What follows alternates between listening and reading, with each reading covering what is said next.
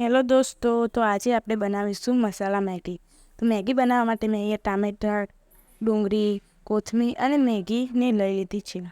તો હવે આપણે મેગી વઘારવા માટે એક પેનમાં થોડું તેલ લઈશું અને તેલ થોડું ગરમ થઈ જાય એટલે આપણે તેમાં રાઈ નાખીશું અને રાઈ સારી રીતે ફૂટી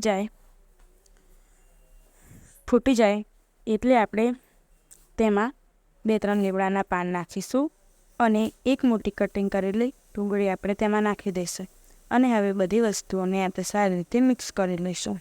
તો વસ્તુઓ આપણી સારી રીતે મિક્સ થઈ ગઈ છે. હવે આપણે એને 1-2 મિનિટ સોતે થવા દઈશું. તમે જોઈ શકો છો 1-2 મિનિટ થઈ ગઈ છે. તો હવે આપણે તેમાં એક કટિંગ કરેલું ટામેટું અને એક કટિંગ કરેલું મરચું નાખી દઈશું અને આ બધી વસ્તુઓને આપણે સારી રીતે મિક્સ કરી લઈશું. તો બધી વસ્તુ આપણી સારી રીતે મિક્સ થઈ ગઈ છે. આને પણ આપણે 1-2 મિનિટ સોતે થવા દઈશું. તો ડુંગળી અને ટામેટાં આપણા સરસ સોતે થઈ ગયા છે. તો હવે આપણે તેમાં મસાલા કરી લઈશું. તો મસાલામાં મેં અહીંયા અડધી ચમચી જેટલો લાલ મરચું પાવડર, અડધી ચમચી જેટલો ધાણા જીરું પાવડર અને અડધી ચમચી જેટલી હળદર નાખીશું. પછી આપણે તેમાં 2 પેકેટ મેગી મસાલાના ઉમેરીશું. ત્યાર પછી આપણે તેમાં થોડું સ્વાદ અનુસાર મીઠું નાખીશું અને આ બધા જ મસાલાને આપણે સારી રીતે મિક્સ કરી લઈશું. તો તમે જોઈ શકો છો કે મસાલા આપણા સારી રીતે મિક્સ થઈ ગયા છે. તો મસાલાને આપણે થોડીવાર માટે સોતે થવા દઈશું.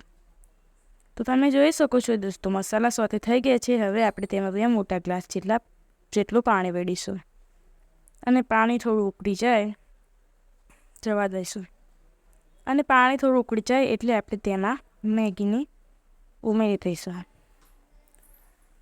અને સારી રીતે આપણે તેને મિક્સ કરી લઈશું અને આ જ રીતે આપણે એને થોડી વાર માટે કૂક થવા દઈશું. તો થોડી વાર થઈ ગઈ છે અને મેગી આપણી થોડી કૂક થઈ ગઈ છે.